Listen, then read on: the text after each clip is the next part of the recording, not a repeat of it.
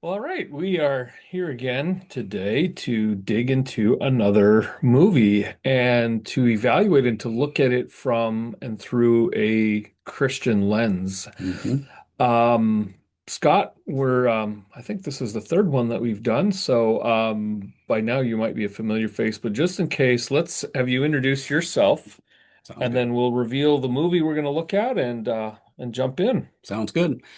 Uh, well, I'm Scott Bruce, and I'm a professor of history and humanities at Corban University, and I'm actually completing my 20th year there. Hmm. Um, Rob and I arrived in Salem, Oregon, I think the same year, 2006, if I I'm not think within mistaken. weeks of each other, So, actually. Yeah. so yeah, 20 years on the job.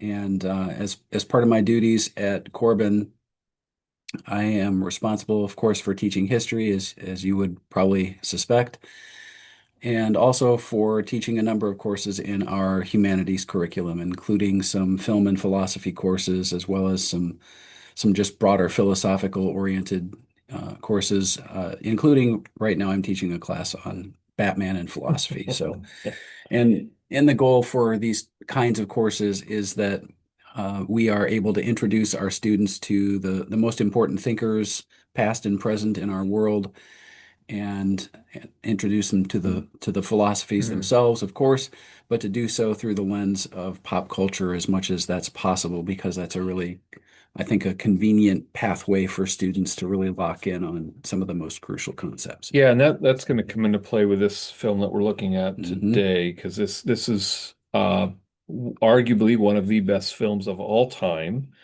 but also one that uh, at least some have raised the question, is this film appropriate for Christians Mm-hmm. to watch? And so we obviously think it is, and there's good reason for it, and I think that gets at some of that. So we'll come to that shortly.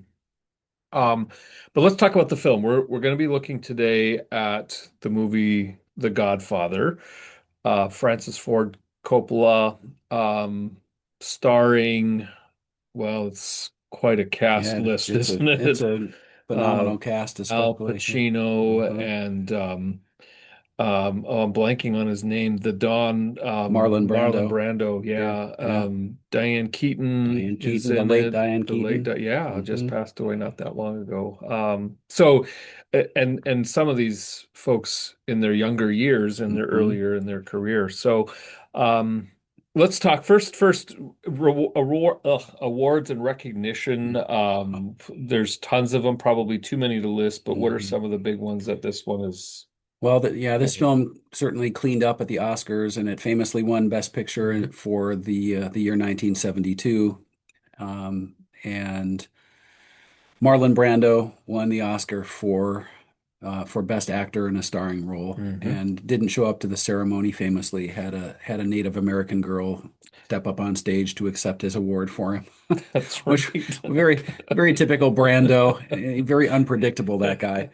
Um, so and a whole list of other, visual, cinematography Mhm. oriented kinds of awards, and rightly so. I would.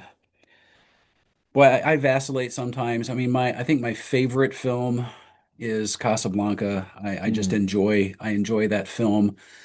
Um, but I also really love The Godfather, and I would say, if I'm really being careful with how I critique things, I think the greater film is The Godfather. Casablanca is one that I still think is a great film, but if we think artistically, if we think about the plot lines, if we think about the acting performances, if we think about the layered elements of the story itself, and we think about the long-term impact and power of any film, Mm. I don't think it's possible to miss that The Godfather has to be one of the most important of Yeah. all time in any language, but certainly in the English Yeah. language.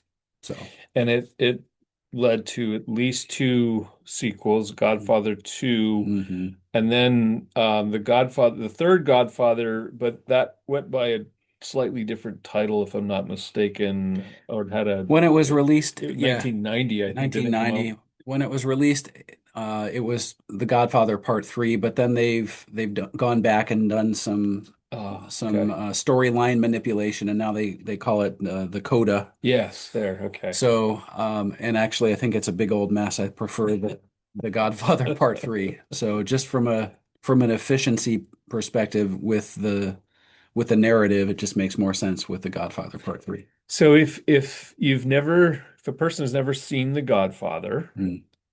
it's a long, it's like 3 hours and some change long. So it's a saga and it's Mm. lengthy.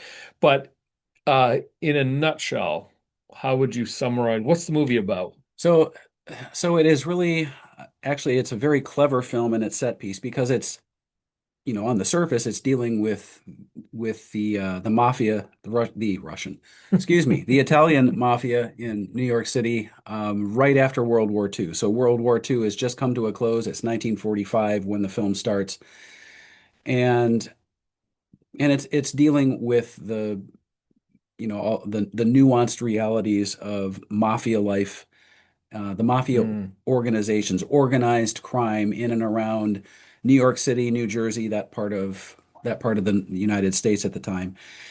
But here's what's really clever about it is it's using one specific mafia family Hmm. as the lens through which the audience will understand the nuanced realities of what the organized crime syndicates looked like in America at that time. And to their credit, the Godfather film underwent an awful lot of scrutiny by the Italian community, including some rumored members of organized crime who provided a fair amount of feedback on the realism of the film, and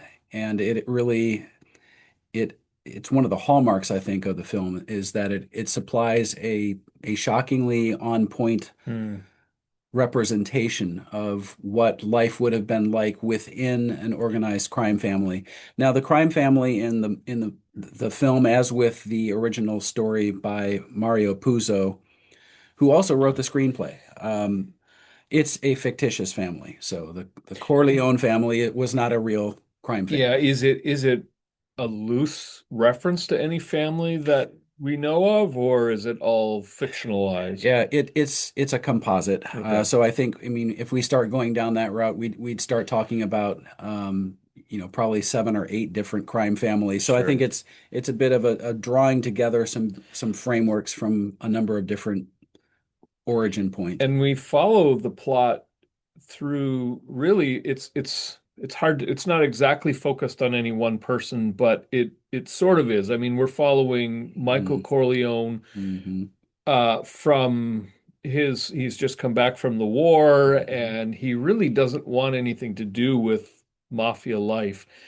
all the way through to the end where I don't think it's too much of a spoiler, maybe it is a little bit, but it's hard to not. But you followed to his really his centrality hmm in the family. And hmm um the just as a side note, I the second installment is intriguing to me because it follows his kind of his downfall, or at least his, if the first one follows the building of his empire, the Right. second we follow it kind of all falling to pieces. And so both they tell two stories, but the point is we're looking at this mafia family through the lens of this one person. And of course you get all these other, his father hmm and other lieutenants and Sure. capos and all of that Sure. kind of along the way. Um, so one of the questions, and we'll probably kind of touch on this a couple times, but I think maybe it's helpful to at least acknowledge and maybe, yeah, wrestle with it a little bit up front. This is not a movie that glosses over what life in the mafia would be like. I mean, there's violence, and it's portrayed in pretty graphic visuals on screen. So some would look at this and say, well, as Christians, you have no business watching a movie like this.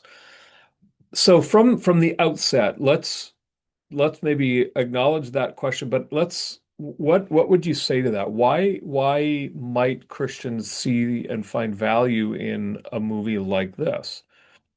I think it's at the heart and core of why we're doing this video today, really. Hmm. So with apologies to to all the films starring Kirk Cameron and others. I would argue that fine art, that considering art through a proper lens involves considerations that are a little bit more broad. I'll be careful in how I frame this, but in a number of present day or contemporary films that are sometimes cast as Christian, Hmm. so we'll put that in parentheses. What they really mean by that is that the storyline revolves entirely around, someone who's struggling in life, who discovers Christ, who's Hmm. who's won over to the faith, and they go and they're typically very typical in these narratives, these formats. The protagonist in the film, in their struggles, they decide to attend church, and then they meet with a pastor or members of the pastoral staff, and then they're introduced to the members of the congregation, and presto changeo, by the time you get to the end of the film, everything is, And they all live happily ever yeah, it's like after. a Yeah. Thomas Kincaid painting at Yeah. the end. So Yeah. um, that's not what we're talking about here. And I think for starters, of course, we do want to be searching out artistic mediums that are searching after goodness and beauty, but also truth. The Yeah. framework of truth is, I think, a very crucial component when we're considering films in particular, and we want to ask some important questions Mm. about contexts that are being framed. And for me, when I teach my students, we work through this in a fair amount of detail, because I want them to certainly have some powerful associations with things like Philippians 4, verse 8, Mm. where it's talking about how we are to pursue things carefully and nobly, and with great attention, but also with this lens toward truth. Yeah. And for me, the Godfather exists as a morality play. Mm. It's actually, in a number of different ways, it's almost like a modern, or at least a more modern retelling of a Shakespearean story. Mm. It's tragedy, it's drama, it's Yeah. actually tragic in its orientations. And I think one of the genius components of the film is that you're drawn into this morality play as if you are sort of adopted members of the Corleone Yeah. crime family. And it's one of the genius elements that Coppola brings to bear with the film. He specifically wanted viewers to be drawn into this nuanced, framework Mm.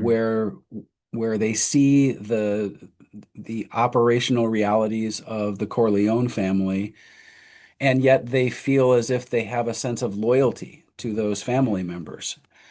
And sort of like being flies on a wall, but maybe even more than that. I think it's more intimate. I think Mm. the viewers are meant to sort of feel like they're, again, these adopted family members who are sharing time with the Corleones throughout the course of the story. And I think there's a lot of power in that. And it forces the viewer to wrestle with some really crucial things. For me, the first time as an adult, I had seen bits and pieces of the film, probably when I was 14 or 15, but I wasn't allowed to watch the unedited version of the film. There were, at that point they would show things on television, and they would edit a bunch of things out. And my dad let me watch bits and pieces of the film. But when I was 18 or 19, I watched the film all the way through in its original format. And I remember getting to the end that first time through, and I felt a real sense of loss. Mm. I'm trying to figure out how to avoid giving away these, pieces Yeah. of the Yeah. film. Yeah. But the Marlon Brando character, Don Corleone, dies at the end of the film, near the end of the Yeah. film, Yeah. not quite at the end, probably about 80% through. And when he dies, he's the patriarch. And when he dies, there is this sense of loss, and the Yeah. viewer has been brought along to believe that even with all of the violence and all of the illegal crime-ridden elements of the Corleone family, that in fact Don Corleone has exhibited some powerful and good traits as well. And so you have this Yeah. sense of law. Well, and that's right, because that scene, and again, yeah, it's hard to talk about it without giving away some important things, but I think it's worth a little bit of spoiler here. It's been out since 1972, so you Yeah, haven't seen it yet. yeah, That's on you. yeah, it is on you. Yeah, But when he dies, he's in that vineyard with his with his grandson. grandson, Yeah, right? And his grandson's like 2, 3 years old yeah. or something. And Hmm. so you get this sense that okay, you know that he's this mafia don who's, I mean, he's responsible for horrible things, Hmm. but he's not just a mafia don, he's also a grandfather to a little, and he's his the relationship there with his grandson is really affectionate, and Hmm. it's like any of us It's could, very normal. it's very normal. And Hmm. so I found that the movie does an incredibly compelling job of not oversimplifying or not being Hmm. reductionistic in this. And Yep. so yeah, when we think about that question, why do or why should Christians watch a movie like this? It is because, as you were talking, I'm thinking the Bible is full of Hmm. stories that are not sanitized in any way. Hmm. You've got wicked kings coming to power, and yet when they do something terrible, they repent and there's Hmm. mercy. So it, the Bible, it tells the story of humanity not just as it should be, but as it is Hmm. in all of its ugliness and violence and debauchery and so on. A movie like this does the same thing. Now, I'm not saying this is on the level of the Bible. Of No. course not. That's not what we're saying. But it's one thing to glorify evil and debauchery and Hmm. all the rest of it. It's another thing to portray it and to tell the truth about it. And Hmm. and I think this movie falls into that Very much. category. So one of the things that I wanted to touch on before we get into some of those other thematic elements is just the aesthetic qualities. And for me, there were a couple of things that really stood out. Number one, the soundtrack is just off the charts good. Hmm. It has that Italian kind of flavor to it, the mandolin and Yeah.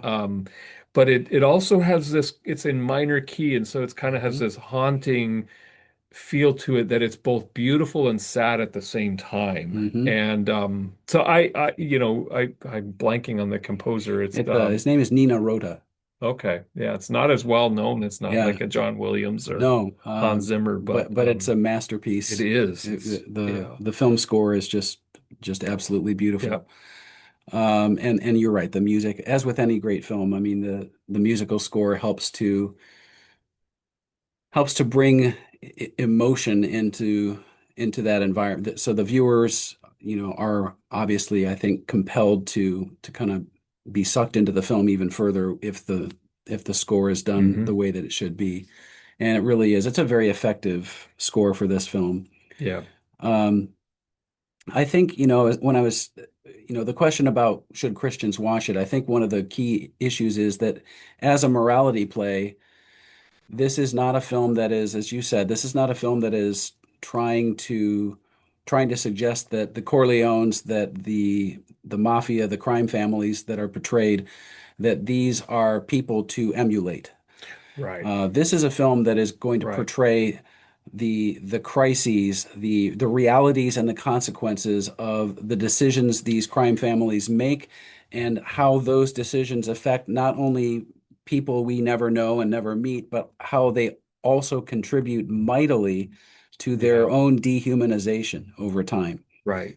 And we see this. So Don Corleone, technically Don Corleone, right? If we're using our We're Italian, italicizing it. so so his character played by Brando, there's much to love about him. He's a good husband. He's a loving father. He cares about the Italian people Yeah. in New York City, especially the first and second generation immigrant Right. families who have had a very Right. difficult time coming to the United States from the old world. So he has a deep heart. He has deep pockets. He gives a Hmm. lot of his money for some genuinely good purposes in and around New York City and in and around the Italian communities in New York. So there are all these things there. But of course, we become aware that he is, of course, the head of this crime family, Hmm. and it's interesting how that's framed. Um,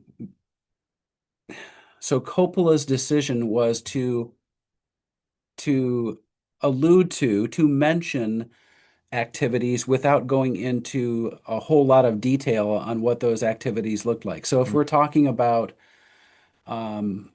we're talking about gambling, prostitution, or things along those lines, they're referenced. There are allusions to those, to those aspects of the crime family's businesses that helped them bring in money. Hmm. But really, what we see is the efforts that must be taken through his rationalization, right? So through Don Corleone's mind, as he rationalizes Hmm. how the Corleone family will oversee all these different crime-ridden businesses, that oversight takes place through violence. And so the film's violence that you see is almost all associated with the Corleone family's efforts to maintain their position of authority and dominance in these different Right. realms. So when it comes to gambling operations or what have you, people pay up at the right time or they're threatened. When it comes to making sure that other Italian mafia families do not horn in and try to take over bits and pieces of the Corleone family business, then they are dealt with violently. And so those are the realities. That's kind of the atmosphere of this film that you see. When violence is Hmm. portrayed on screen, that's typically what you're dealing with. And what we're talking about here is a brilliance in bringing together these dichotomies. There's this really surreal juxtaposition by the time you get, two-thirds or three-quarters through the film, where you sort of wake up and you think, wait a minute, I'm Yep. almost cheering Yep.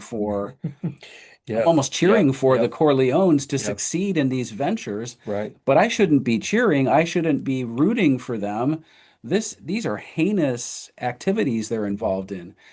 And I think that's the brilliance of what Coppola does in that film. He makes the viewer really feel like they're drawn into this. And what he does is clever because I think the protagonist in the film, you're right. I think everyone talks about Brando's performance, Hmm. but the centerpiece of the film is Michael, Yep. played by a very young Al Pacino, and I can't imagine a better actor to Yeah. portray Yeah. Michael Corleone. And just as we are pulled into this environment and almost unwittingly find ourselves rooting or hoping for the Corleone family to achieve their goals, so too does Michael become Hmm. this character. He is an outlier at the beginning. He loves his father. He loves his family in all the conventional ways, but he fears being part of the criminal element of the family at the beginning. And so he desires, he's very clear. He states this clearly on a number of occasions. Hmm. I'm that's my family, that's not me. Right. I will not be a part of these criminal elements. Especially as a U.S. Marine returning from World War II, having served his country honorably, he believes that he is going to pursue a life that has nothing to do with Hmm. the criminal staging of his father. But by the end of the film, he has been drawn in nonetheless, and he is at the heart and core of the family's So organizational I think concept. that's one of the fascinating questions that a movie like this challenges us to ask because Hmm.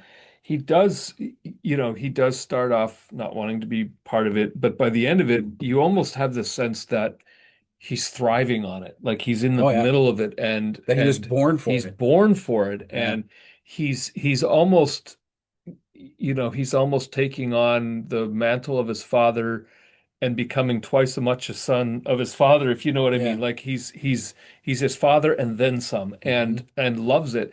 So the question then is, what flips that switch for him? What is it, do you think, that first of all makes him, or maybe it's a gradual journey that makes him decide that he will go into this after all, and then how does he get to that point where he just is thriving in the midst of this stuff? Yeah, it's It's one of the hallmark questions of the film. What we see with Pacino's Michael is this devolution. Um, it's interesting. Early in the film, he's framed in many sequences. He's framed in a fair amount of light, Hmm. and his visage. It's not angelic, but it is glowing, and Yep. he appears young. He appears youthful. He's energetic. He in fact appears to be very idealistic. Hmm. When you see him midway through the film and then in the last stages of the film, his entire visage has darkened. Hmm.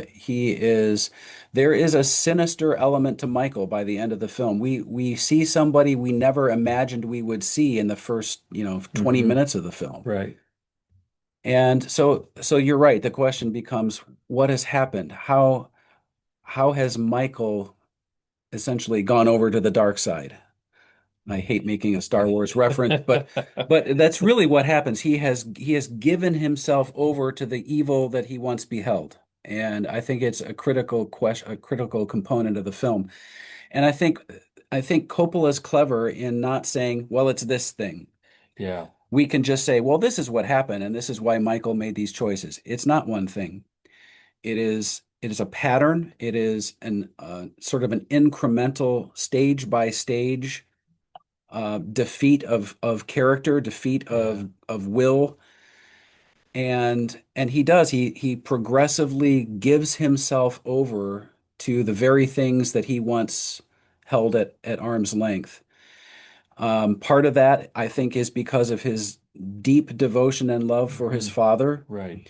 and a sense of duty to his father, especially after his father is nearly Hmm. assassinated and is near death and is in the hospital and then recovers slowly and that deeply impacts Michael, and that's sort of the beginning of the process. Yeah. That's not the end, it's the beginning where he starts to reorient himself Right. and sort of give himself over to whatever will come. And I think it's a really powerful set piece. It's a really powerful part of the morality play because I mean, you mentioned the Old Testament. Man, that's the Old Testament. That is humanity. That's our Yeah. lives Yeah. as Yeah. people.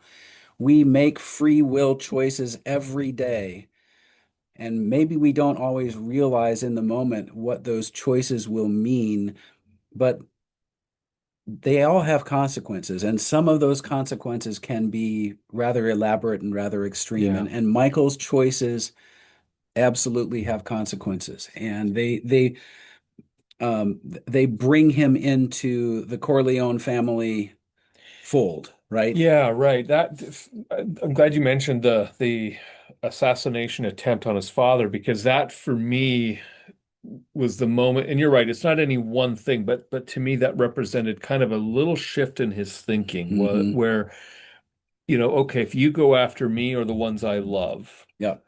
then I'll come back after you twice as hard as you came after me. And so there's this that represents, okay, I'm in this now. Right. And now we do it all or nothing. And so Right. it's like, and yeah, there are other factors, but that love and loyalty for his father and yeah, the desire to avenge that attack on his father then becomes the driving force. And the reason, that is one of those human condition things. Like, if we aren't careful, we've all experienced those moments where Hmm. someone wrongs us. Now, it's probably not a rival mafia clan that's out to get us, but somebody does something wrong, and we're not content to just forgive and let it go. We want to punch back twice as hard as they hit us. So Hmm. the scale is different, but the condition is very much the same. Hmm. It's a human condition sort of thing. And it does, you do kind of watch him, Michael, you watch him over the course of the 3 hour movie and the movie, it's worth pointing out too, the movie takes place over like a almost 30-year span or 20-year time period, I think. I don't remember exactly what it is, but it's not a year or two. It's a lengthy span of time. So you watch this general progression of him and he just gets, harder and harder as a criminal and as a human Hmm. being. So, um, one of the things that's interesting in this movie is the way that religion is actually it's a pretty key part Hmm. of the family. I mean, they're Hmm. Italian Catholic, and so of Hmm. course they're going to be religious. But what is your take on how does that religion function in the life of the family? Like, what role does that play in their identity? Well, it's interesting. I've heard it put this way, um, and it's interesting for a couple of reasons. I've heard this from the horse's mouth, um, not the horse's head, the horse's mouth. That's a So pun if you haven't seen the movie. that's a reference to a famous horse head scene in the film.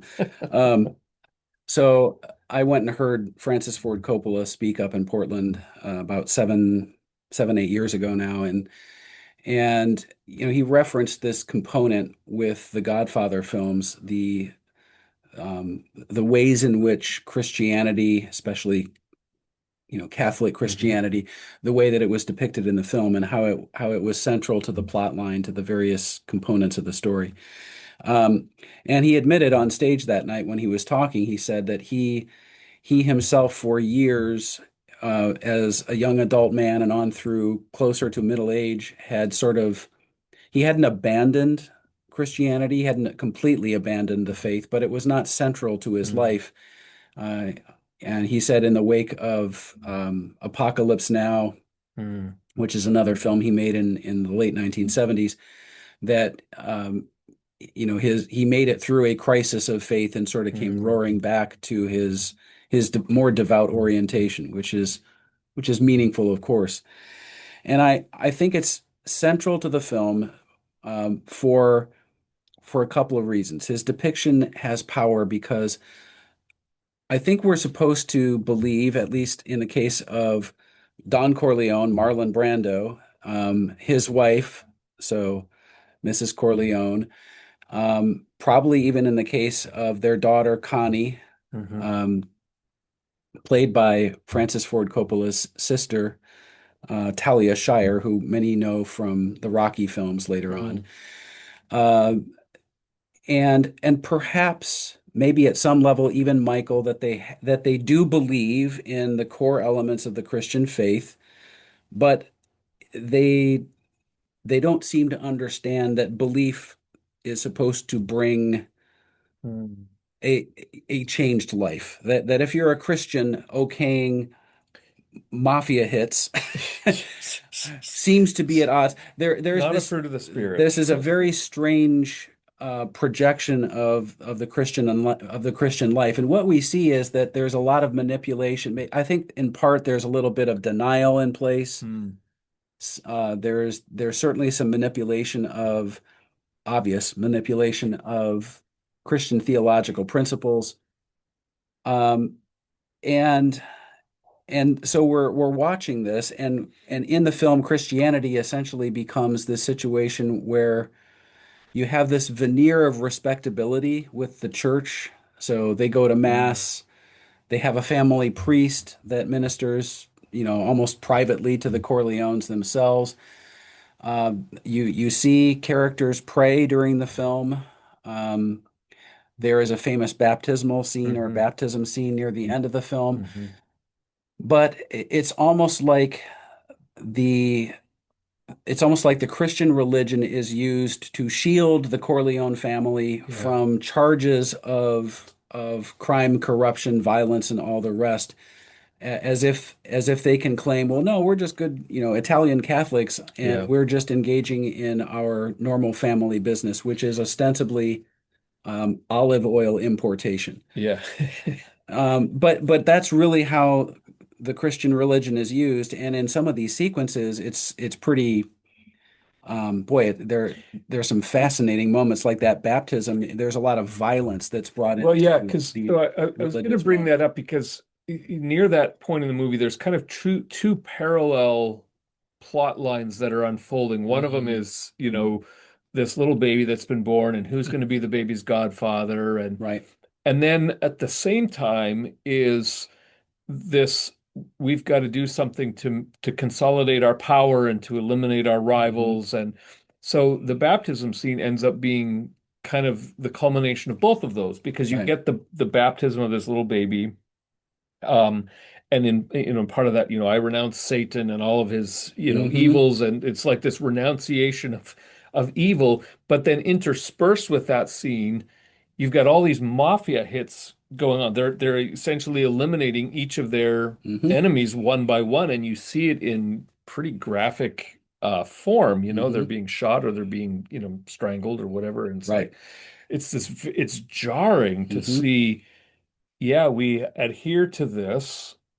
And oh, by the way, we don't because Yeah. we're gonna be killing. And so you get, yeah, like you say, religion I think that's a good way to put it. It's shielding them from their own sense of, this is not who we are. We can Right. claim the Catholic identity when we Hmm. need to, but yeah, underneath we know that this is also going on. Right. I mean, that scene, it's eerie because it's those events, those murders are literally happening during Hmm. the baptism. Right, right. It's the It's the actual exact time. chronology. Yep. And Michael does that on purpose. He's the one who's ordered the hits to ostensibly to save the Corleone family's interests and to get back um, at other New York mafia families that have endangered the Corleones. Hmm. And so you have this weird, again, this weird juxtaposition of a baptism service with a beautiful new innocent baby, Right. and Michael is there he and his wife are going to be the baby's godparents. Um, and and then you have this cast against all these murderous acts. And Coppola did talk about this as well. He said he didn't intend for people to think that Michael was completely that Michael viewed himself as outside of the Christian faith. What he wanted to convey was that Michael was so deluded by this point Mm. that he had talked himself into believing that he could still be a Christian, Mm. declare himself as a Christian, and engage in these acts which he had convinced himself were in fact righteous, Yeah. which were in fact acts of self-protection for the Corleone family. And I think that's actually that reading from that explanation from Coppola himself brings some firepower to Yeah. that whole engagement, because actually then it means that it's a reminder of how we as Christians, how we as human beings, period, but certainly we as Christians often do the very same thing. Hopefully not mafia hits, but we do the very same thing in that we rationalize, bad acts as not being outside the boundaries of Right. right living Christianity. And yeah, Yeah, right. That's important because I think what you're describing is it's not so much that Michael is compartmentalizing. In other words, he's not saying, okay, I've got my little Christian part of my life and then I got my mafia part. He's integrating them in a yep, way that makes sense to him. So yes, so he's religious, but his evil is not evil. It's the right thing to do. You have to protect your family. You have to hmm get rid of these people who hmm killed or almost killed his father. You have to deal with them. And so he's justifying it in his mind. And that's exactly right. That is a very human thing to hmm do. We tend to, evil has this momentum to it. right, And you start down, it starts off with something very small and very simple, but we convince ourselves that we're right in thinking this way or we're right in hmm speaking that way, and the snowball picks up steam yep, as it rolls down the hill. yep. And again, it doesn't mean that we all end up in the place where we're ordering hits on our coworkers or something, but One would hope not. one would hope not.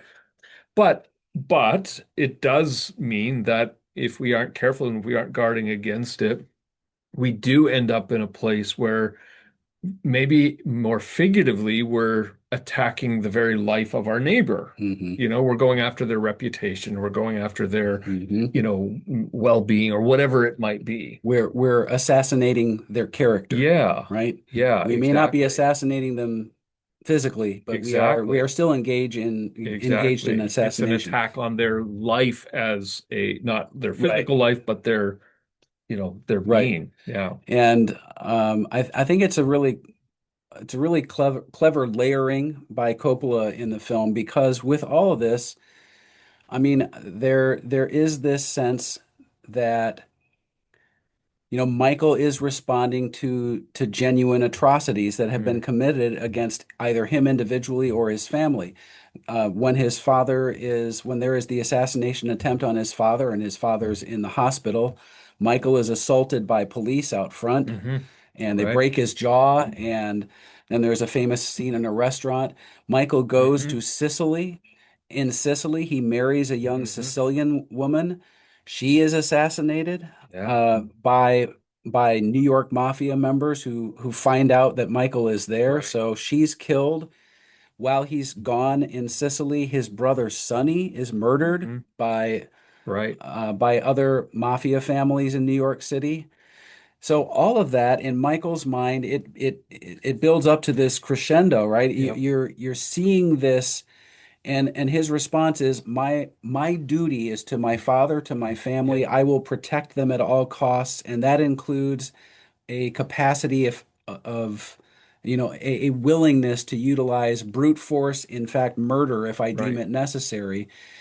And and I think again the brilliance in this film that Coppola brings in is you see that at one fundamental level, Michael may think he may be able to rationalize to himself that these murderous actions he's taking are for his family to defend Yep. those who have been harmed, et cetera, et cetera. But we watch him, as we said earlier, we watch him change. Hmm. All of the things he's engaging in, all of these murderous hits that he gives the green light to, they are depriving him of his own humanity in Yeah. every Yeah. single moment. And so he is just as, in a sense, he's he is victimizing himself. He is putting himself on this collision course for darkness, depravity, Yeah, and I mean, existential right. dread. There's almost a sense with him, maybe it's conscious for him, maybe it's not, but he comes to the realization that this is inevitable. Like he's Hmm. tried to stay out of this, Yeah. but he goes to Sicily and they hunt him down and they're Hmm. trying to kill him, but they kill his wife instead. And Hmm. so it's almost like he sort of maybe realizes if you can't beat him, join him, right? If you Hmm. can't avoid it and stay out of it, then you might as well get in. And if you're going to get into it, then it's you don't do this halfway. That's right. There's no half measure. There's no halfway in the mafia. It's all or nothing, and it's Hmm. kill or be killed. So you better make sure to kill first. And again, that is in a lot of ways, that's a realistic portrayal of the nature of I evil think so. and human nature. And um, again, yeah. So how does the Christian message fit into that, or and not so much fit into it, but it offers an alternative, right? I mean, as the Christian message is predicated on one who absorbs the evil. Hmm. Christ on the cross is all about carrying it in himself and bearing it and being, I don't want to say victim, that's not quite the right word, but he is the target of all of this unjust hatred and hostility, but rather Hmm. than retaliate, he bears it in himself and thus defeating that what otherwise would be an inevitable Hmm. cycle and otherwise be dehumanizing and otherwise would lead us to this hopeless ending that otherwise would be true for all of us. Right. But, the gospel says, okay, there is an alternative here. It doesn't have to be that It doesn't way. have to And be that it's way. not the happy, we're not, the movie still, again, movie doesn't bring that happy ending into it at No, all. no, it doesn't. Um, and it's probably better it doesn't for the genre movie it is. But it tells an honest story. It tells the truth about our nature, and thus it reveals our own need, I Hmm. think. What and it reveals the realities and consequences of sin, Yeah, of abominable moral choice, yeah, and it reveals that those choices don't just produce consequences in our own individual lives. They yeah, almost always spill out into the other lives of those around us, yep, and they either corrupt or kill or maim or destroy or whatever it right, is. And this film is brilliant in those yep, portrayals, it especially is. because it's bringing in that very lucid orientation around a marred, understanding of Christianity, which is Right. what Michael certainly carries with him by the end of the film. Right. And I guess because we're probably getting close to our conclusion point here, I think viewers should know that one of the things that's crucial to know before you watch the film is all this depth, all these different layers that we've been talking about. It is presented so cleverly, and it's also presented in a very enticing way because you Mm. have some delightful Italian music Yeah. throughout. Yep. You have The the wedding scene at the you beginning have is the just, wedding yeah. scene. Yep. You have delightful. If you love Italian food, you watch Yeah. this movie and you're Get ready to absorbed by go. these That's environments. right. They're eating Yes, wonderful Italian that's meals right. together. You know, all the The pastas, family the bread, connectivity. the Yeah. Yep. connectivity, The the family communal is, element yep. with the Yep. food, the wine. All of that is very much on display, and it's filmed so naturally. I mean, you're Yeah. watching them all in these very these very natural outpourings of their culture, their Italian culture, and Right. you're just you're like licking your lips, thinking, I want "All to be right, Italian. I really really want to be an Italian mafia family," and then Right. you Right. think, "No, I don't. Yeah. What am I talking about?"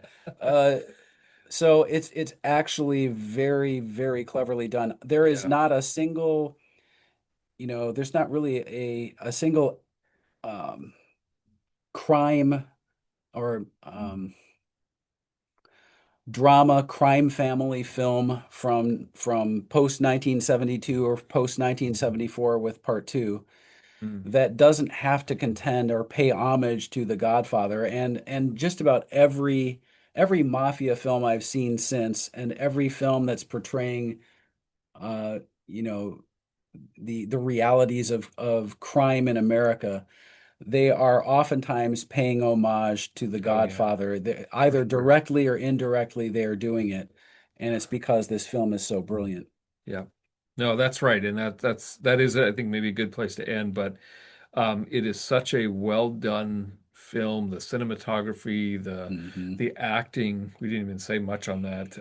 But it's outstanding. And it's all the You know, actors you are watch so great. Marlon Brando and you think that's how he talks, and that's what he, and Hmm. you know, and of course he wasn't. But well, this is good. Thank you again, Scott, Welcome. It was great. for a thought-provoking analysis. It's totally worth watching, and it paints an honest and brutal picture of human nature, and Hmm. but it does it in a very compelling way. So, Very much. all right, It was fun. see you next time. Sounds good.